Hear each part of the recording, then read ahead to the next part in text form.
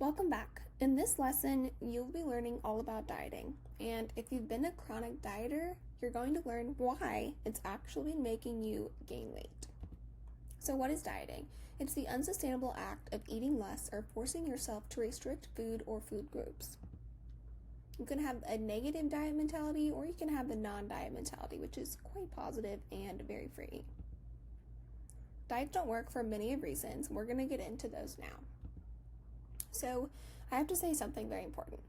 When it comes to dieting or eating or doing anything really, that when it comes to your health and, trying to reach a certain goal, if it's not something you aren't going to do long term, it should be avoided. And this is why I hate diets, because typically they're for a short amount of time, they're a quick fix, they do not work, and they do a lot more damage than good. So, you can be at your healthiest weight all the time without dieting. There's no right way to eat, or should I say diet, meaning just the way you're eating for anyone, but the way of eating and living that's best for you is one that's going to be healthiest for you all around. It should set you up for the long term with your health in mind, and you can maintain a healthy weight just as a side effect by focusing on health above all else. So, dieting sends one message to your brain. It says, oh my gosh, there's not enough food. We'd better spare every calorie we can into fat because we don't know when our next meal is going to come from.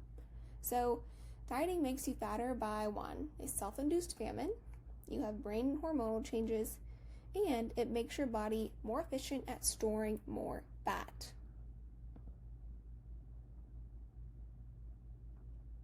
What also happens in the body is that your body reacts if there are a time of famine. It goes into a state of fight or flight mode. This is a stress response. You'll learn more about stress next, but just know when you are in a fight or flight or stress response, you are storing fat. And the brain does this and the body does this because it's just trying to keep you safe and alive.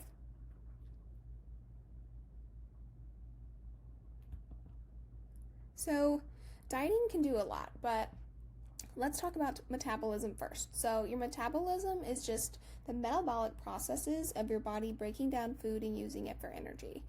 So dieting actually slows down your metabolism, and that is why when you stop a diet, it's a lot easier to gain weight back, even easier. It slows your metabolic rate to conserve energy, because if you're not eating enough, the body is smart and it doesn't want you to burn too much. When you adopt a more whole food plant-based eating, you actually can eat abundantly, eat more food, and that will actually speed up your metabolism. So think about it. When you're dieting, you're likely hungry all the time and constantly fighting cravings.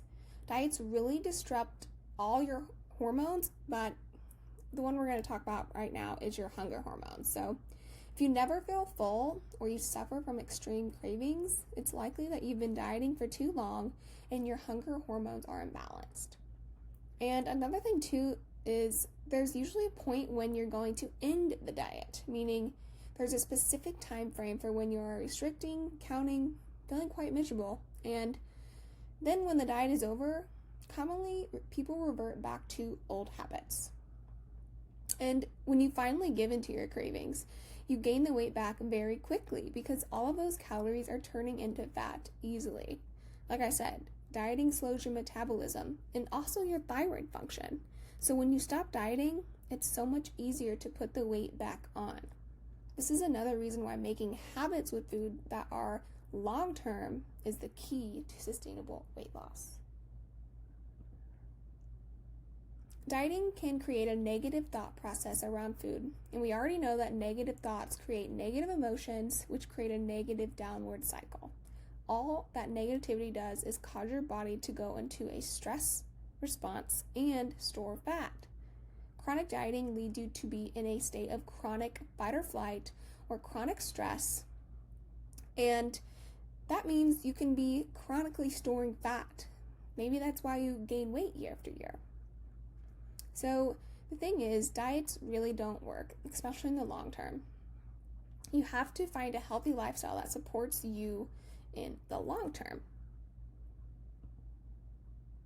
So let's take a look at the dieting cycle for a minute.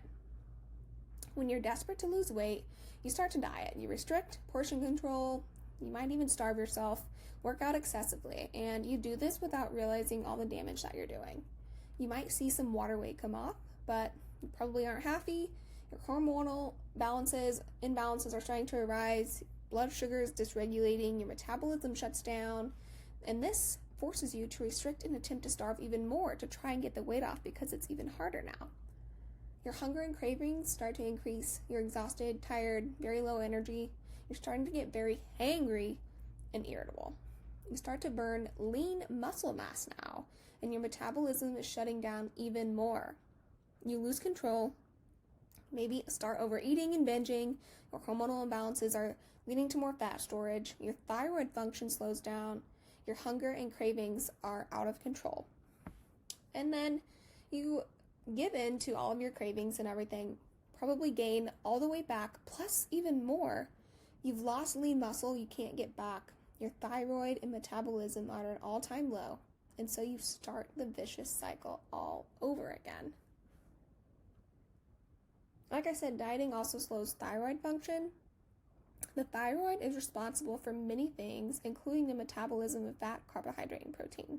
When you're eating too little for an extended period of time, your body actually slows down the thyroid in order to save energy. Again, your body is just trying to keep you safe.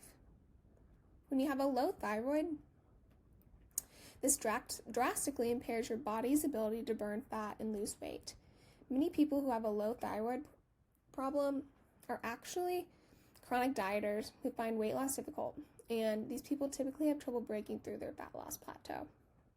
So if you want to burn more fat, what you need to do is stop dieting and eat more real food. Eat more of those nutrient-dense foods and fill your plate with things that are from the earth. Eat more. We all know that in order to burn fat, you must burn more calories than you consume. Yet many women come to me confused and frustrated because they think starvation is the answer. And that is not right. When you combine that low calorie deficit and not enough nutrients, excessive exercise, which is also common, you're left with an extreme calorie deficit that is working against you rather than for you. Dieting also damages your muscles. Chronic dieters who eat too little for too long, their bodies adapt by breaking down muscle tissue and using it for energy. We know this fact. The more lean muscle mass you have, the better your metabolism, the better at burning fat. Dieting decreases testosterone, which is a hormone necessary for both men and women in terms of muscle building, muscle repair, and muscle maintenance. Muscles boost metabolism, and without testosterone, it's hard for your body to keep muscle, let alone build muscle. And it's hard to have that metabolic boosting muscle tissue if you're not building any. Another issue, as you can see with dieting, is that there are many, but dieting doesn't address the real root causes and real reasons your body's holding on to extra weight. The questions you should be thinking about are, why are you dieting in the first place? What led you here? Why do you think you need to diet? What actually caused this weight? Take some time to think about that and journal about these questions. You really should forget about dieting. Focus on adding foods that are as alive, real, and unprocessed as possible. Food is medicine. Fill in those nutrient gaps that your body and cells are starving for. Food is also sacred, and very much so is taken for granted. You need to eat what your body was designed to eat, and that is real food. Other physical aspects that cause obesity and disease that need to be addressed include a toxic overload, imbalance in blood sugar, hormonal imbalance, inflammation, stress, digestive issues, and as you learned from previous lessons, mental and emotional issues. In the upcoming lessons, you'll be learning about all of these other aspects. But you first have to start with the food because the food is the main culprit. If you don't dig into these other root causes of the weight gain, the extra pounds won't budge. All right, a disclaimer here. If you are bulking or cutting As a strength and weight competitor, you would not be in this program, but you might be inspired later in life to compete or something along those lines. And during that, there may be times when you are thinner or bulkier as such for a competition, but both of those are short term and they will not be held up in the long term, nor it should be. So again, after that cutting phase, if you do decide to do some type of bikini competition, it's very easy for your body to store fat, and so always be focusing on long term. Another point I'd like to make is this. I often have people come to me from a low-carb diet, such as keto or paleo or anything like that where it's low carbs, and they often question eating more carbs. And when you're eating a diet that's very low in carbs, and then you maybe adopt a whole food, plant-based, carb-heavy diet, your body is going to retain water. Carbs are stored as glycogen in the body, and for every gram of glycogen, our body stores 3 to 4 grams of water. When you are depleted in glycogen, such as on a low-carb diet, this is very unhealthy. Causes cellular dehydration, And so glycogen allows for muscle repair and a healthy functioning body. If you are switching from a low-carb to a high-carb diet, the body is entering a state of rehydration. And for a little bit, it's going to hold on to that water like a magnet because it's scared of losing it again. And your body needs that hydration to repair everything. So, if this is you, allow the body to heal, rest, and digest, and hydrate. Remember, dieting puts you in a state of fight or flight because it thinks you are in a time of famine. It's not getting enough food. And so it has to store all these extra calories because it doesn't know when it's going to get a full meal and get nourished again. But it's time to get rid of that stress. And now it's time to nourish, hydrate, and heal. Okay, so for your action steps, declare that you will never, ever, ever go on a diet again. Write it down. Shout it from the rooftops because you have finally broke free. No more dieting. Here are some new affirmations for you as well. They go like this. I am creating a sustainable way of living and eating that supports my overall health and wellness. I am at my perfect weight. My body is thriving. I radiate confidence, love, and vitality. I am never turning back from this new lifestyle. Now go make a smart goal on how and why you are going to keep up this new lifestyle and never diet again.